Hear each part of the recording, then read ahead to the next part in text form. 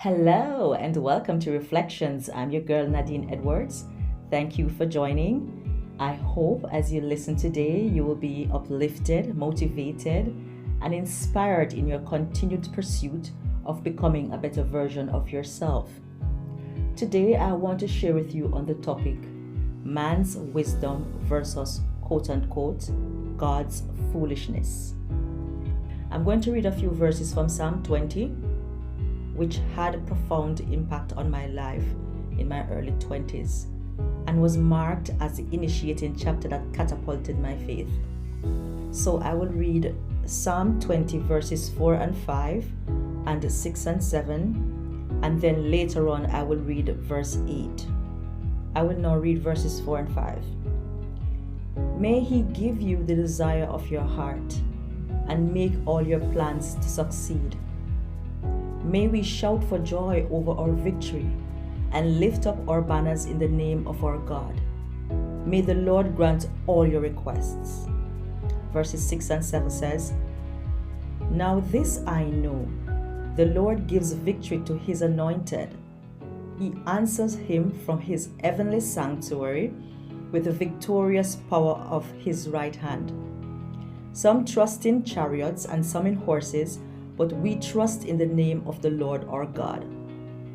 Between verses 6 and 7, we see two classes of people. Those who trust in horses and chariots, and those who know and remember God. Let's call those who trust in horses and chariots Team Nature, since this class operates on what they can feel, touch, and make sense of. These people operate within the natural realm of their existence. The chariots and horses here could be symbolic to the speed of technology and its capabilities, medicine, politician and government, or anything that is symbolic to power. The chariots and horses could mean whatever is on the table that is presented as facts and logics, and anything outside of that is considered foolishness or a lie. The chariots and horses could also mean the consultation of mediums, whether horoscope, sorcerers, fortune tellers, or people that are clairvoyant. Then there are those who know and remember God. Let's call this class Team Faith, since this group operates outside of what is seen with the naked eye and cooperates with the quote-unquote foolishness of God. Have you ever heard the saying, there's some sense to the madness? Stick around and you'll soon understand what I mean. Whoever or whatever you place your confidence or trust in, you essentially have this expectation that this thing or person will not fail you, right? It will provide the satisfaction you need to feel safe. For that confidence to take place, you have to have some knowledge of that person or thing, yeah? Safety and security means a lot to us. And that is why we study hard, we work hard, because we want to be financially stable and to feel safe in the bubble we operate. This means for some staying in a particular organization for many years because it provides a sense of job security. There's no threat to job loss. And these people are thinking about the security of their pension or retirement. Some choose to remain in relationships that are unacceptable because of what it brings to the table for that person and their family by extension, a sense of security. We all want to feel safe and secure when we place our trust in doctors, lawyers, or insurance companies, and the party or politician we choose to govern us. At the end of the day, we all want, better yet, we all need peace of mind, because the absence of peace is anxiety, which we all shun. But do you notice that there's a steady momentum and progression of anxiety and mistrust in the world today? This is because God's word still stands true when He says in Psalm 33 verse 17, a horse is a vain hope for deliverance. Despite all its great strength, it cannot save. And when we take a look at Psalm 20 verse 8, it says, they are brought to their knees and fall, but we rise and stand firm. This they right here is talking about those who trust in chariots and horses. The horses can fall, the chariots can fail, and those who trust in them will also fall. So they are brought to their knees and fall, but we rise up and stand firm. Essentially what this is saying is that all that money that you invest in the stock market or NFTs can be wiped out in the wink of an eye. That job that has been your sense of security can be lost overnight by a sudden closure, a silly mistake you never thought will catch up with you, or the company has to rationalize and send some people home. That partner you lean heavily upon, even above God, can leave you one day for someone else, or God forbid he or she dies. That doctor may have been giving you medication that appears to be helping, but have side effects that keeps you going back. We think that insurance policy and that big bank account can solve our problems, but just one sickness can dry up our reserves or our bank accounts. You see, there's a loving God that we cannot see, but He reveals Himself to us in beautiful ways when we remember His name.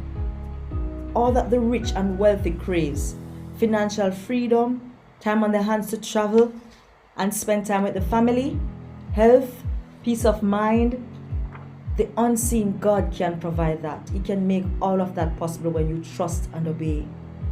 Remember, I said earlier that for you to have confidence in something or someone, you harm yourself with knowledge of that thing or someone.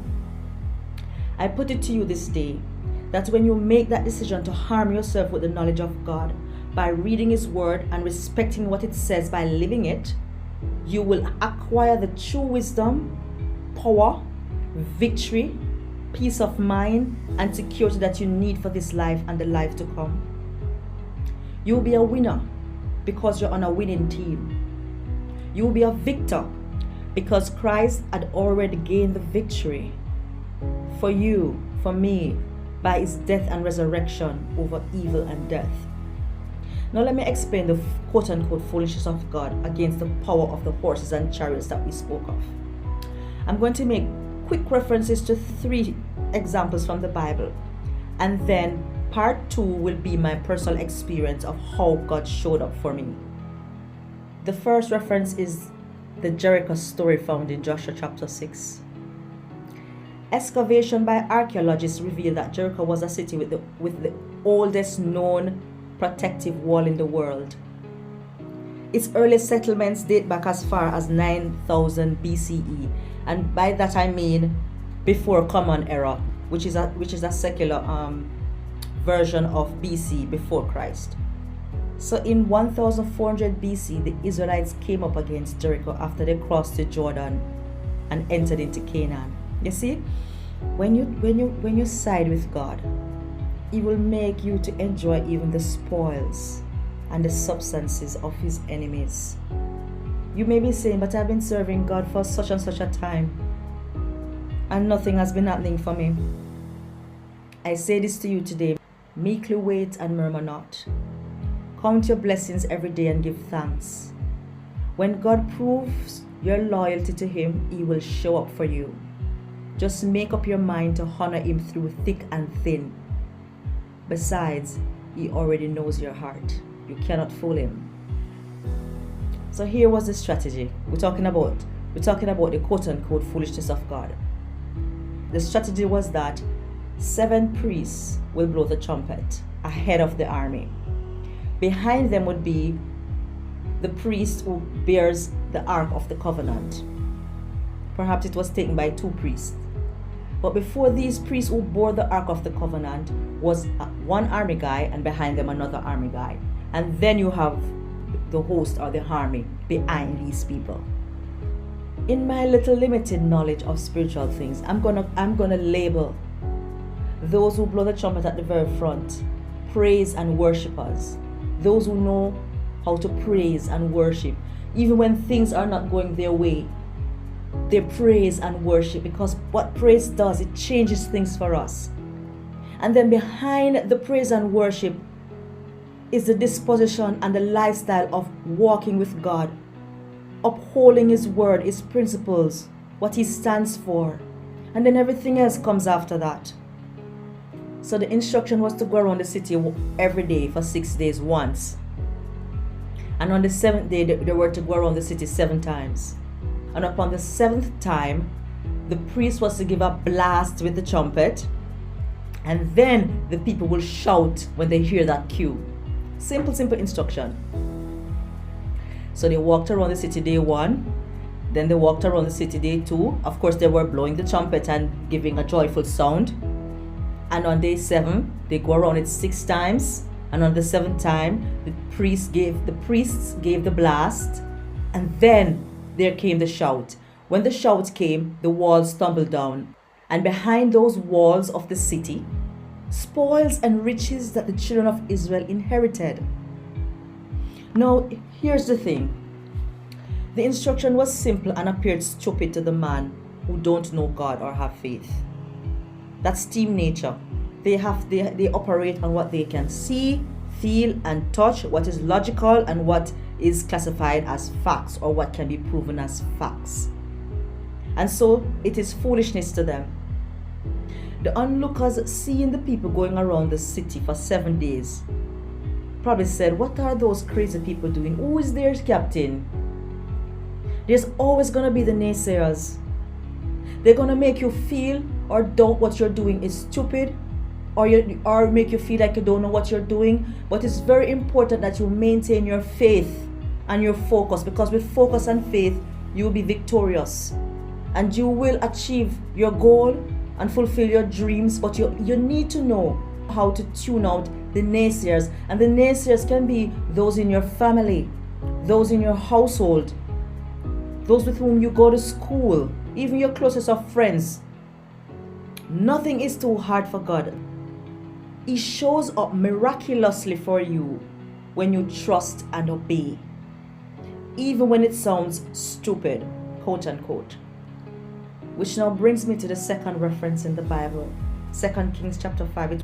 It was about a man whose name was Naaman.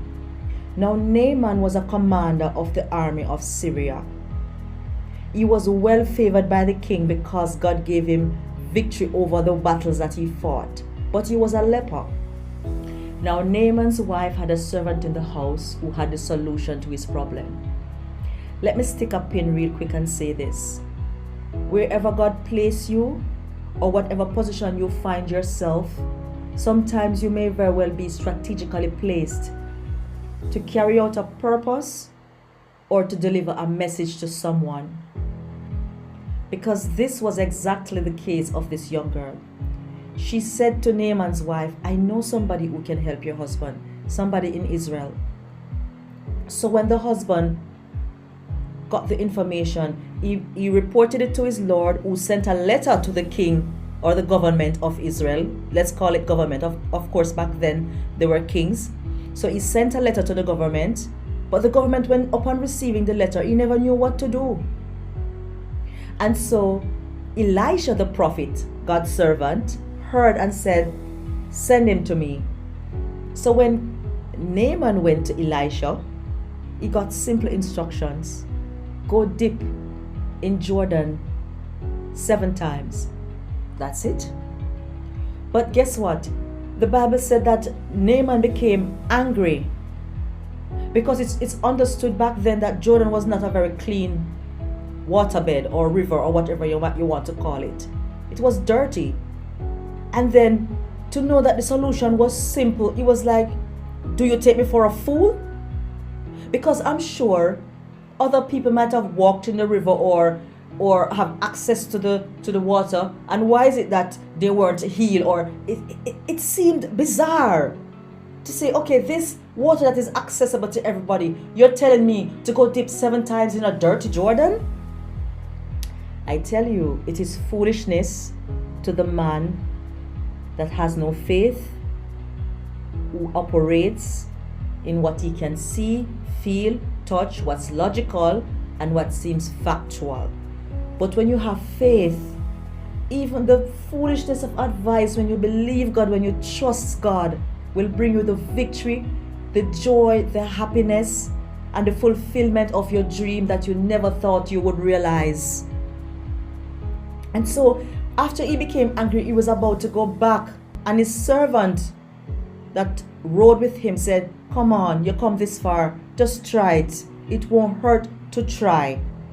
And after he dipped on the 7th time, it's not going to be anything less or anything more. Whatever instruction we're giving you, do not shortchange it. Do not choose any shortcut. Do not do anything that you think will help it. Just follow the instruction as it was given to you. And when he dipped the 7th time, his skin was healed of the leprosy. God's heart is towards everybody. And whoever you are, the help that you need will come when you trust and obey. So I'm happy that Naaman ultimately listened to his little humble servant who said, "My Lord, just try. We come all this way. Just do it. It won't hurt." We're going to take it a little closer home to the New Testament, the Apostle Paul. He went to a place called Lystra to spread the gospel. And in Lystra, there sat a man who has been lamed from the day of his birth. He has never walked. And while Paul was there talking, Paul looked directly at the man and saw that he had faith and said to him, "Stand up on your feet." At that, the man jumped up and began to walk. Now, members of Team Nature surrounding this man could have said, "That is not possible. Mind you hurt yourself. You may fall on your face or you may fall on your butt." So Team Nature was prepared to laugh at Paul and this man, because in their minds, this man has never walked from birth. So how can it be possible by just a man telling him to stand up and walk? What foolishness. What stupidity. Where there's faith, there's no fear. The simple ways that God chooses to bring deliverance to us will be labeled as foolishness by the so-called wise and unbelieving. But the faith you display will empower you from strength to strength. Which team do you rather be on today? Choose Team God. Choose faith. Thank you for listening to this episode of Reflections. Please join me again next week. Until then, stay blessed.